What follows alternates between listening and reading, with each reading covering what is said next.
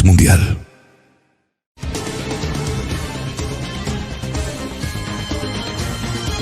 Editorial Corporativo de Medios de Comunicación presenta. Hola, muy buenas tardes. Bienvenidos a su programa Diálogos Jurídicos. Hoy, 12 de julio, Día del Abogado, algo que se celebra que desde hace más de 500 años, justo cuando llegaron los españoles a América, se instauró la Cátedra de Derecho, aunque usted no lo crea. Hoy tenemos con nosotros a un gran amigo y conductor de este programa. Hoy soy conductora honoraria a invitación de él, el abogado Juan Maldonado Vargas. Juan, buena tarde, bienvenido a tu programa. Claudia, muchísimas gracias y muy amable por compartir este momento de diálogo y plática sobre la importancia de la actividad que desempeñan los abogados en Oaxaca y en México. Muchísimas gracias. Pues gracias a ti por haberme invitado a suplirte, porque, él es abogado, es el conductor oficial de este programa, pero hoy necesitabas a alguien que te entrevistara. Sabemos que ya en programas anteriores de diálogos jurídicos se hizo la diferenciación entre lo que es ser abogado o licenciado, o cuándo es correcto o incorrecto utilizar alguno de estos dos títulos previos al nombre. ¿Usted es abogado o licenciado? Ambas cosas, Claudia. Sin duda, el primer término es que efectivamente estudiamos una carrera universitaria, ya sea una institución pública o privada, que otorga lo que es la licenciatura en Derecho. En algunos otros lugares conocida como la licenciatura en Jurisprudencia. Final de cuentas es una carrera universitaria técnica con estudios profesionales, con diferentes materias.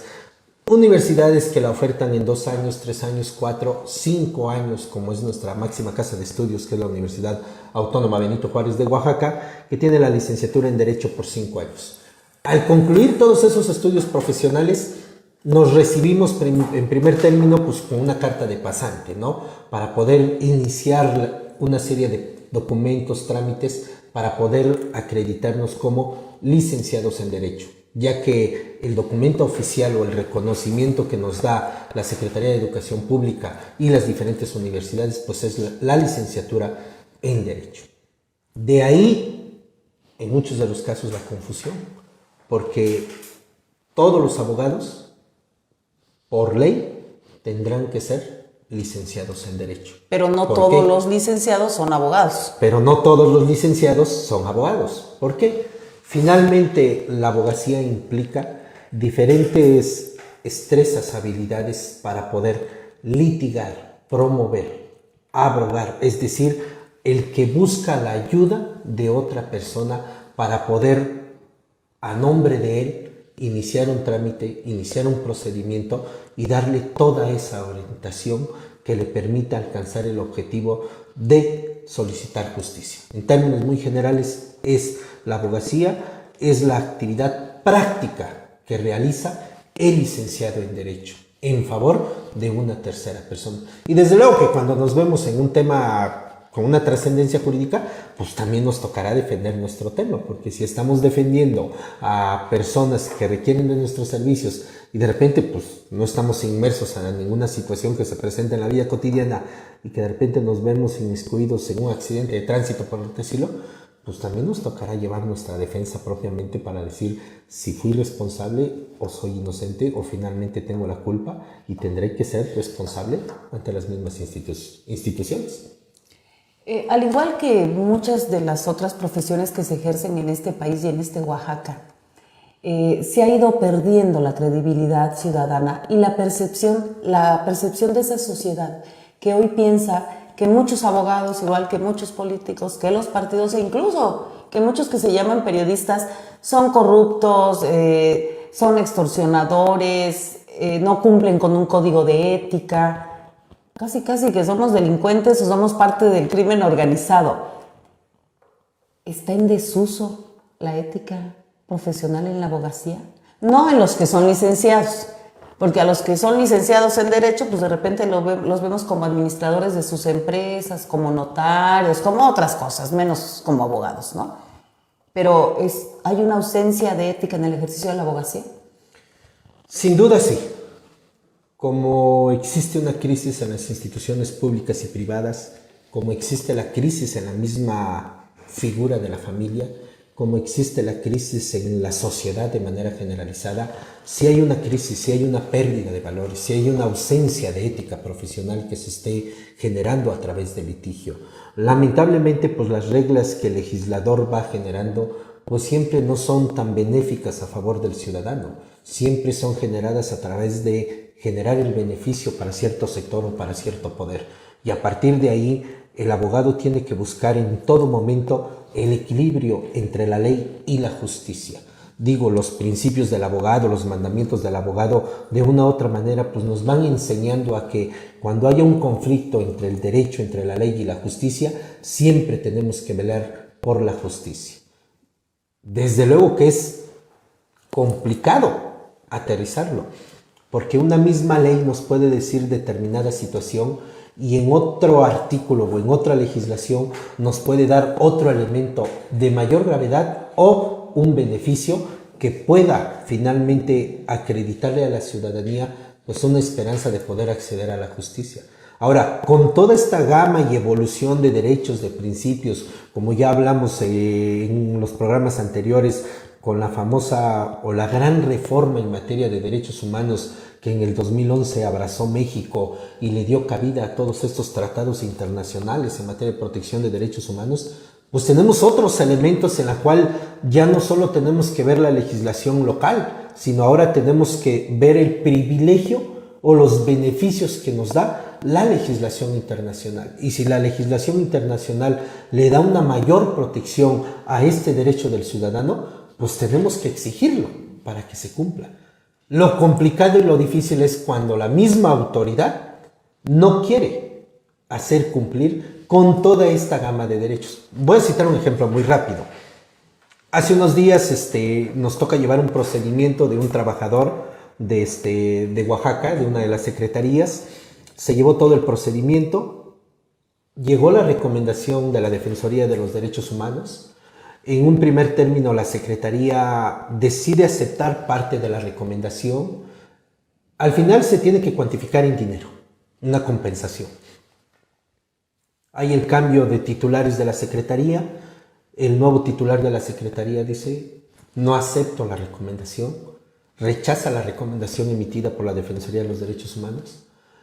Tratando de avanzar con todo este esquema y la lentitud por la pandemia y todo, elaboramos un documento jurídicamente establecido en la Constitución del Estado de Oaxaca, establecido en la legislación de la Defensoría de los Derechos Humanos, y le damos vista a la Cámara de Diputados para que la Cámara de Diputados, dentro de esas facultades que tiene, requiera la presencia a través de su comisión, requiera la presencia del titular de esta secretaría y en una reunión de comisión informe el motivo, razón, justificación del por qué no quiso aceptar esa recomendación cuando el titular anterior de esa secretaría ya había aceptado la recomendación.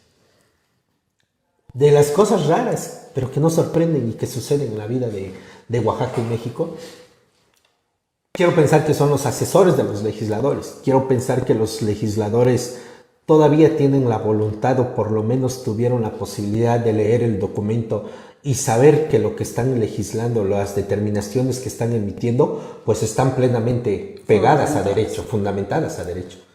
Grande fue la sorpresa cuando los asesores finalmente firman los legisladores, la comisión, y la comisión de los legisladores dice, no tenemos la facultad y competencia para pedir que el secretario venga a informar sobre esta recomendación. Únicamente tenemos la facultad y competencia para solicitar la comparecencia del secretario cuando se emite anualmente el informe. Y es en el desglose del informe donde podemos llamar a los titulares. Una barbaridad, o sea, jurídicamente una barbaridad que el legislador no sabe lo que finalmente firma. Y luego nos damos cuenta de que fueron legisladores que estuvieron en Fiscalía General de la República, fueron legisladores con cargos bien importantes y que aparentemente son pues, licenciados en Derecho o que en cierta etapa que fueron abogados o abogadas y que emitan estos acuerdos es inaceptable y es violatorio de derechos humanos. Un mes después la misma Defensoría de Derechos Humanos les está notificando nuevamente, con fundamento a la Constitución de Oaxaca, que sí es su facultad de poder hacerlo. Finalmente, en próximos días estamos por presentar ya la demanda del juicio de protección de derechos humanos que está establecido en Oaxaca, en la misma Constitución, a través de la Sala de Constitucional que tenemos, para que conozca el Tribunal Superior de Justicia sobre estas violaciones de derechos humanos. Abogado, recuérdenos, ¿qué secretaria es? ¿O qué secretaria? Ya podré decirlo en su momento. Bueno, digo, por cuestiones de discreción y seguridad del procedimiento, En el procedimiento. tenemos que omitir ahorita los nombres, Bueno. pero ya yo creo que en una semana más ya saldrá toda la información. Quienes son, bueno, generalmente muchos que son licenciados en Derecho, pues ocupan cargos públicos, no tienen la menor intención de litigar. Y tampoco es malo, muchos quieren hacer una carrera dentro de la Procuración o Administración de Justicia o en el Poder Judicial, ¿no? En el Poder Legislativo. O sea, tienen otras perspectivas, que es como el periodismo de alguna manera. Hay quienes queremos ser periodistas y esto implica ser reportero, agarrar tu cámara, tu grabadora, hoy tu celular. Y hay quienes quieren ser conductores y no tienen nada que ver con hacer reportajes o ir a entrevistar a la gente. ¿Qué tan peligroso es hoy en día el ejercicio de la abogacía con un código de ética y con valores y principios apegados no solo a la Constitución del Estado, a la Constitución federal, sino también a los preceptos que se están velando a nivel internacional? Sin duda el tema es fundamental en la esencia como todo ser humano, Claudia. El elemento básico es que a lo largo de nuestro crecimiento y desarrollo como seres humanos, desde los que tenemos pues una fe o postulamos un tema religioso, católico o cual sea la religión que finalmente tenemos, pues nos han enseñado reglas básicas, elementales de no dañar a alguien, no lastimar a alguien, no apropiarse de los bienes de los demás, ser respetuosos con los demás. Sin embargo, lo que decíamos al principio, Claudia, la crisis fundamental que tenemos como seres humanos nos ha orillado a perderle el respeto a la vida misma, a la madre naturaleza, a las plantas, a los animales. El ser humano ha entendido erróneamente como si fuéramos los todopoderosos y que las demás vidas son inferiores a nosotros.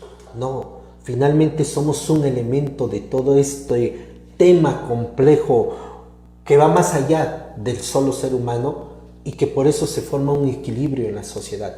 La naturaleza, la vida de los animales, la vida del campo, de las plantas, pero también la vida del ser humano. Y a partir de ahí debemos de tener esa armonía como elementos para podernos conducir. Desde luego que al ser humano se nos dio la capacidad y la posibilidad de razonar, de reflexionar, de meditar. Pero entonces, ¿por qué como individuos le hemos perdido todo ese respeto? Claudia, en muchas de nuestras comunidades, aunque no conociéramos a las personas adultas, había la reverencia y el respeto de decir la mano tío, aunque no fueran nuestros familiares. O buenos días o buenas tardes. Dicen que, bueno, es cortesía, es educación y finalmente es lo que nos diferencia de otras especies animales porque somos animales, ¿no? Desde luego. Con raciocinio, otros dicen que con alma, otros dicen que somos soplo divino, como sea, pero pertenecemos a este gran equilibrio, a esta cadena que habita un planeta llamado Tierra. Abogado, cuando hablamos de estos valores intrínsecos en nuestras comunidades, sobre todo aquí en Oaxaca, en aquellos municipios de usos y costumbres donde se fortalecen aún más hoy en día este respeto hacia el otro, hacia la vida, hacia el entorno. Y es algo que tendría que ir involucrado en el ejercicio de la humanidad. ¿Entra en conflicto moral o en conflicto de intereses un abogado cuando tiene que defender a una persona que él sabe que cometió un delito, y un delito incluso privar la vida, violar a alguna persona, algún menor, por ejemplo? ¿Entran en conflictos o pueden desistirse de seguir un caso o de representar a alguna persona que saben que es delincuente? No, desde luego que se entran en conflictos, pero también el tema fundamental es la honestidad del cliente. Y así como hay clientes, pues también así hay abogados. Y hay abogados que se prestarán a cualquier situación. Y en mi caminar yo terminé la licenciatura en Derecho en el año 2001. Y a partir de ahí tuve la fortuna de empezar a hacer mis primeros pasos en la litigada y empezar a llevar uno que otro expediente y todo. Y al principio pues me tocó llevar algún juicio ejecutivo mercantil, y en algunos casos me tocó llevar unos divorcios. Recientemente, ya por la especialización que he podido desarrollar, pues me he involucrado más en el tema de derechos humanos y en el tema de pueblos y comunidades indígenas, como en el caso de que ahorita me toca acompañar a varias comunidades en materia de defensa de derechos humanos. ¿Y qué es lo que comprobamos en esa situación? Que efectivamente hay personas que llegan con esa honestidad de decir, ¿sabe qué? Pues sí hice esto. Y el papel del abogado es decirle, yo no te puedo excusar y evadir de esa responsabilidad. Buscaremos la manera, el medio de que la sanción sea menor, pero si eres realmente responsable por una conducta que está en contra de la sociedad, finalmente tendrá que ser responsable esa persona. Desde luego que hay de todo tipo. Pues yo creo que hay más de todo. Pero muchas veces también pasa algo, Claudia. El cliente no te dice la verdad. Y apenas el día domingo lo decía yo ante una asamblea de 800 comuneros, lo decía yo. Como seres humanos que hemos perdido muchos valores, si al cura, los que creemos en una fe, no nos confesamos plenamente de decirle, pues todos esos pecadillos, vamos a decirlo, como la fe católica lo ha dicho, los pecados, ¿no? No se lo decimos al cura, pues menos les vamos a dar toda la confianza al abogado de decirle, efectivamente soy responsable, ¿no? Abogado, bueno, quiero aprovechar en hacer una pequeña pausa para reconocer a una mujer que me hizo admirar la abogacía, admirar el derecho. Mi madre, que ella fue licenciada, abogada, Rosa María Sánchez Montiel, y con ella conocí muy de cerca pues todo lo que ella hizo como juez. Sus libros me los leí todos. Decidí en algún momento ejercer el periodismo y no el derecho, cuando tenía yo las dos opciones con estos referentes. Pero ella dijo, yo voy a ser juez, y entonces si soy juez, no litigo. No puedes ser juez y parte en una causa. Hoy mezclan el juez y parte, y a veces hasta son parte de estos esquemas, pues ya no de defensa, sino de impunidad. Y pareciera ser que los abogados y los licenciados buscan esos recovejos de las leyes para poder evadir la responsabilidad de sus clientes. Se vuelven millonarios, cobran muy bien. Conocemos varios casos en Oaxaca que sabes, tú mataste, tú robaste, tú eres crimen organizado, busca a fulanito porque este te saca de la bronca y te va a cobrar una buena lana, pero finalmente vas a salir absuelto. Ya no están buscando justicia, están buscando dinero y complicidades finalmente, ¿no?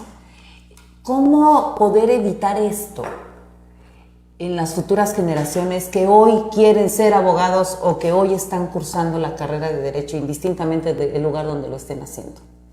Desde luego, Claudia, creo que sin demeritar a ninguna de las demás profesiones, desde luego que se han generado todo este tipo de profesiones, como el arquitecto para poder construir una casa, el ingeniero para obras públicas, el médico para atender el tema de salud, los mismos sacerdotes, que es una profesión, una licenciatura, para poder pues ayudar a esa alma de esa persona que reencuentre el camino y no se pierda.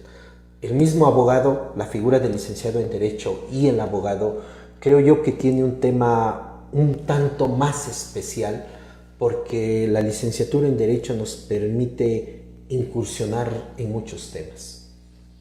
Como abogado propiamente, de llevar una causa de un expediente y litigarlo en un procedimiento penal, civil, familiar, mercantil, de derechos humanos, ante un juzgado y alcanzar el éxito, buscando el anhelo de justicia. O en otra etapa desde la academia, finalmente como catedrático, me tocó 2-3 años estar en un colegio privado y impartir unas materias en materia de derechos humanos, y eso nos permite también influir en las futuras generaciones de que la ley es la ley, aunque sea dura, aunque sea estricta, pero la ley es el único camino que nos puede permitir generar un equilibrio en la sociedad. Y ese es ese elemento fundamental que todo ser humano debe de pugnar, el respeto por la ley, la aplicación de la ley, la aplicación del derecho para alcanzar la justicia. Pero también el abogado puede ser notario público, y ese es otro elemento fundamental donde el notario, a través de la fe pública, pues va a garantizar esos actos jurídicos que se van a celebrar o que va a certificar. Lamentablemente, en todas estas facetas pues está desacreditado el licenciado en Derecho y el abogado. El abogado puede ser legislador, puede ser Ministerio Público, puede ser juez, magistrado o llegar a la alta esfera que es la Suprema Corte de Justicia. Y también puede ser servidor público, ya sea municipal, estatal, federal. Y a partir de toda esa gama, yo creo que finalmente en donde nos encontremos y en la postura que tengamos, tenemos las bases de formación para poder hacer bien el trabajo, para poder hacer bien el papel y defender desde luego a las personas, buscando en todo momento la aplicación de la ley, pero sobre todo que se haga justicia. Y que ese es el elemento fundamental que México está careciendo. Ya por algo lo dijo un candidato a la presidencia y que en ese famoso discurso, te acordarás, Claudia, pues le costó la vida. Vemos un México de sed de justicia. Luis Donaldo Colosio. Y eso lo vemos todos los días en las comunidades, en las instituciones educativas, en los diferentes sectores, que todos los días vemos en las noticias que el ciudadano se queja y solicita acceso a la justicia. En este equilibrio o en esta búsqueda de un equilibrio desde el ejercicio de la licenciatura o de la abogacía o de cualquier otra profesión, es algo que se ha roto y que nos ha colocado en una situación de crisis y que se deriva en gran parte de la impunidad, de la corrupción. Y de repente decimos, bueno, el marco jurídico, aunque este marco a veces está chueco y no derecho, porque finalmente hay errores y omisiones en el Poder Legislativo cuando legislan, pero finalmente se debe privilegiar siempre, pues yo creo que la humanidad, el ser humano en sí mismo, y todos tenemos, dicen, derecho a una segunda oportunidad. Abogado, ¿cómo nace? ¿Cómo nace la celebración del 12 de julio, del Día del Abogado? Bien curioso, el 12 de julio a través de, recientemente, ni tan recientemente, pero ya hace varios años, a través de 1960, con el decreto que emitió el presidente de la República, en ese entonces el licenciado Adolfo López Mateos, que instituyó de manera nacional y por decreto lo que es la celebración del Día del Abogado el 12 de julio. Cabe hacer mención que ese festejo no lo solicitaron los abogados, sino fue el director, si la memoria no me falla, creo que fue Federico Bracamontes, que era director del periódico México, Diario México, el cual solicitó a la Presidencia de la República que se emitiera un decreto porque era justo y necesario hacer visible la actividad que estaba desempeñando el abogado. Desde luego que los tiempos, algunos buenos, algunos malos, algunos más complicados, pero finalmente los tiempos nos van dando la pausa de qué profesiones se van fortaleciendo en ese momento, como en este caso, en estos últimos 3 años, el reconocimiento a la profesión más noble que le hizo frente a todo esto que estamos viviendo son los médicos, las enfermeras, los que están en el área de la medicina, que le hicieron frente al tema de la pandemia. Pues en su momento el abogado también así vivió por una situación, no olvidemos el México 68, con todos estos conflictos, la guerra sucia, la guerra fría, todos esos elementos pues finalmente en ese momento se solicitó así y el presidente de la República, siendo sensible, emitió el decreto y quedó instituido el 12 de julio como el Día del Abogado. Pero el antecedente fundamental es que el 25 de enero de 1553, al establecerse la Real Pontificia Universidad de México, se da por primera vez la cátedra de lo que es derecho. Y con ese antecedente, pues finalmente se hace un reconocimiento a la primera cátedra de derecho que se instituyó en México. Desde luego en la Nueva España, todavía con la colonización de España y todo, y a partir de ahí esos dos elementos pues se generó. 1, la instalación de la cátedra de derecho, y 2, para hacer visible el trabajo formal de lo que es la abogacía. Hablamos de que en Oaxaca tenemos un escenario de transformación inmediato que es la toma de posesión del nuevo gobierno. ¿Cuál sería el planteamiento que ustedes como abogados le estarían haciendo al gobernador electo Salomón Jara para cuando llegue a tomar su protesta como gobernador en Oaxaca? Yo hablaría a título personal, Claudia. Digo porque a veces abanderar un tema a favor de los demás colegas es bastante complicado y muy sensible, y no, pecaría yo demasiado y no me atrevería yo a hacer esos comentarios. Pero sí, a nombre de Juan Maldonado me atrevería a decir que finalmente el legislador lo que tiene que hacer, lo que tiene que hacer el nuevo gobernador es designar un fiscal plenamente preparado en el tema para poder sacar de esta crisis que tenemos en la fiscalía. Y desde luego que tendrá que revisar de manera concreta el Tribunal Superior de Justicia. Lamentablemente hay varios temas atorados ahí. Tenemos que modernizar el Tribunal Superior de Justicia con todo este tema de vanguardia y elementos de expedientes electrónicos y hacer uso de todas estas herramientas electrónicas que tenemos. Pero también tenemos que velar un tema que se está dando, un conflicto de interés muy fuerte a través de diferentes barras, grupos, fundaciones, colegios de abogados, en complicidad con jueces, ministerios públicos y magistrados. Y Claudia, al menos tú lo sabes de manera personal, sobre unos litigios que estamos llevando sobre la situación delicada de unos compañeros periodistas, y que nos hemos estado topando con todas estas trabas, y que es la realidad de lo que estamos viviendo. Magistrados, jueces que están litigando, que tienen sus despachos con gente muy joven, y que desde luego que es aceptable el que los jóvenes quieran aspirar y todo, pero lo que no se vale es que a través de la impartición de la justicia se sigan generando estas redes de complicidad, como ya lo decías, y que se siga generando una impunidad terrible, pero que finalmente se siga lastimando lo que es el acceso a la justicia de la gente que realmente se vio afectada y que son víctimas en estos procedimientos. Este acceso y esta administración de justicia, o esta búsqueda de justicia, se basa en marcos jurídicos.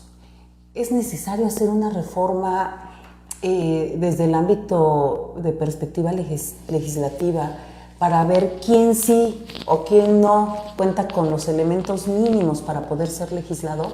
Hace unos años decían, es que no importa que no tengan un título, son representantes del pueblo, representan los intereses personales y de sus partidos, y a veces ni de eso, sino solamente personales.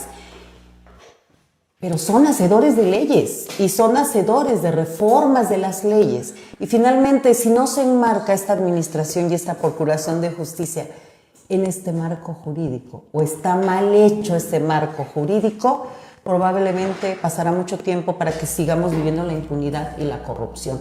Es necesario que quien llegue al Congreso como representante popular tenga por lo menos los conocimientos mínimos, pase un examen de oposición.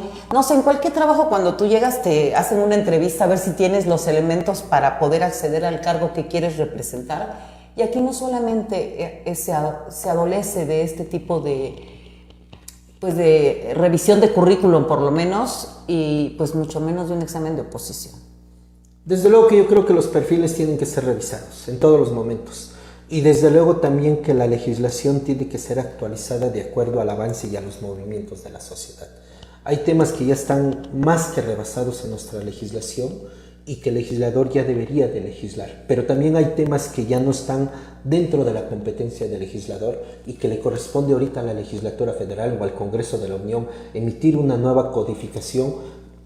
Al final lo que tenemos que hacer es actualizar todas nuestras normas a nivel nacional, a nivel estatal, porque la gran reforma que tenemos ya en el 2011, que fue aprobada con bomba y platillo, a 10 años, a 11 años, está siendo muy difícil el poder aplicar toda esa reforma en materia de derechos humanos. No me cansaré de seguir insistiendo y lo seguiremos haciendo a través de todos los escenarios y todos los procedimientos para seguir denunciando este tipo de temas. Pero lo que sí urge, de nada sirve tener una ley muy romántica, de nada sirve tener una ley que en retórica suena hermoso. Vanguardista, dicen luego, ¿no? Es vanguardia Oaxaca en esta ley que acaba de aprobar.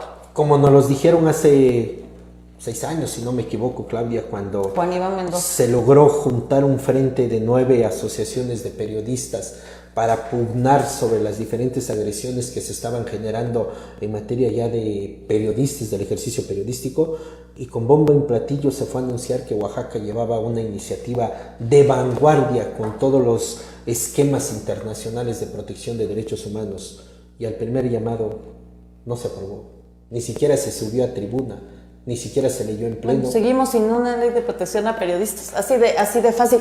Abogado, siempre ha habido una mancuerna entre los periodistas y los abogados o los licenciados. Tú hablabas de que se instaura este reconocimiento a los licenciados en Derecho a partir de la petición de un periodista, cuando los periodistas eran cuarto poder, ¿no? Ahora Así ni de es. cuarta somos, y menos si llevamos una T, por ejemplo. Pero bueno, ese es otro tema. Pero finalmente tenemos esta visión conjunta de caminar, ¿no? Porque los dos estamos finalmente cumpliendo con una función que es dar voz, que es defender la justicia. Y cuando sumamos estas dos profesiones, o cuando tenemos, en este caso, como usted y yo, una amistad y una relación de trabajo de muchos años, los periodistas hoy en día nos sentimos de alguna manera protegidos, porque tenemos una asesoría jurídica transparente, clara, actualizada. Y por otro lado, pues ustedes también, cuando algo ahí se les atora, pues aquí estamos también los comunicadores, los periodistas, para poder apoyar esta labor humanista y de justicia que ustedes tienen. ¿Tú crees que se debe reforzar este binomio? Sí, desde luego. Desde luego que tenemos que empatar y caminar con ese respeto de las profesiones. Hay temas que finalmente se tienen que litigar en los juzgados, pero hay temas que cuando una autoridad se involucra y esa autoridad no quiere que avance ese procedimiento porque se pegan intereses, porque va implícito un interés de algún familiar o de ellos mismos, ahí es donde, sin faltar a la ética profesional, es necesario dar a conocer para generar un equilibrio, porque si nos vamos por la litigada, sabemos que llevamos la de perder y llevaremos el camino más largo de llegar hasta todos los recursos agotados, pero si existe la complicidad de las autoridades en ese procedimiento, de antemano sabemos que vamos a perder. Y lo vamos a perder no porque no se tenga la capacidad de litigarlo, promoverlo, sino porque las reglas del juego de un principio ya son desequilibradas. Porque ya sabemos que entre la autoridad que imparte justicia o los ministerios públicos existe una relación, un interés que beneficia a ellos y por eso van a perjudicar a determinada persona o determinado cliente, por decirlo así. Es ahí donde yo creo que es necesario pasar al otro nivel para denunciar la impunidad, la corrupción, el tráfico de influencias, el conflicto de intereses que se viven en esos procedimientos, porque realmente lo existen. Y lo saben las autoridades. Lamentablemente muchas autoridades también están rebasadas y no tienen la capacidad para darle esa solución, porque hay cosas que también no dependen de ellos y dependen del legislador. Pero caemos al mismo juego de quién tiene la bolita y de quién depende el poder hacer eso. ¿Y quién tiene la responsabilidad final? A lo mejor está marcado en las facultades que te da una ley, ¿no? La legislación, o en el caso cuando son servidores públicos también. O sea, hay manuales que indican cuáles son los ámbitos de responsabilidades de competencia de los servidores públicos, pero a veces se nos olvida, lo omitimos.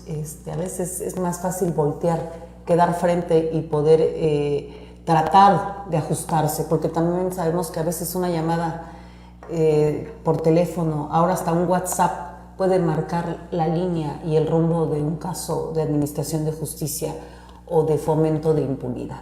Esa es parte de una realidad permanente. Pues, abogado, yo les agradezco haberme dado la oportunidad de estar en esta entrevista.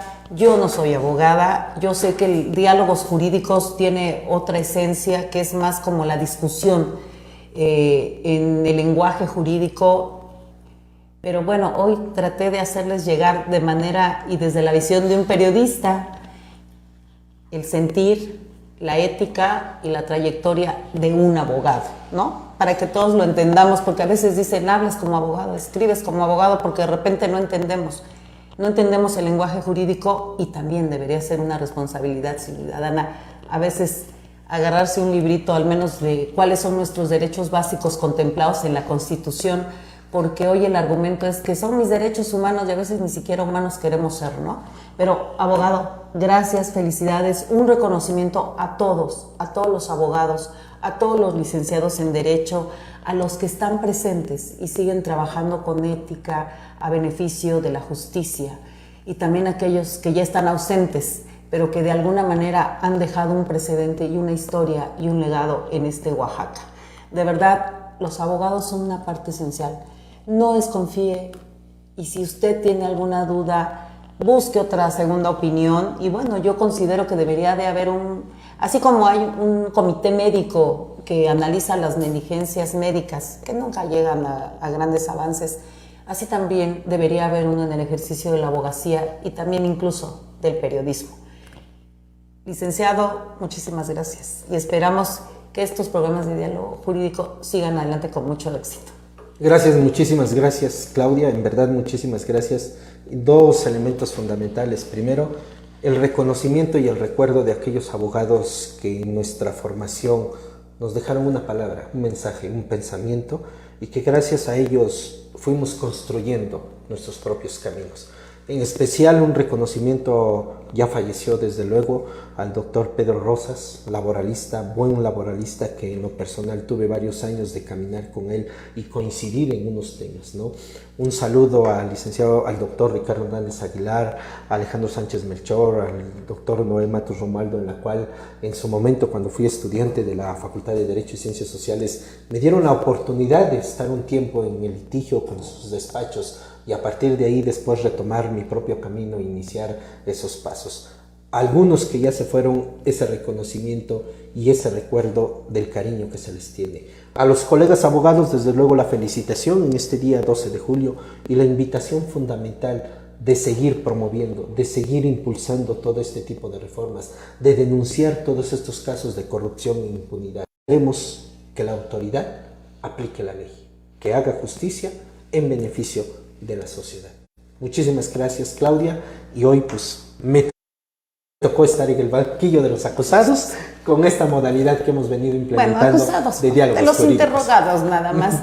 Pues yo les doy las gracias y los invito a que vean la próxima emisión de este programa Diálogos Jurídicos.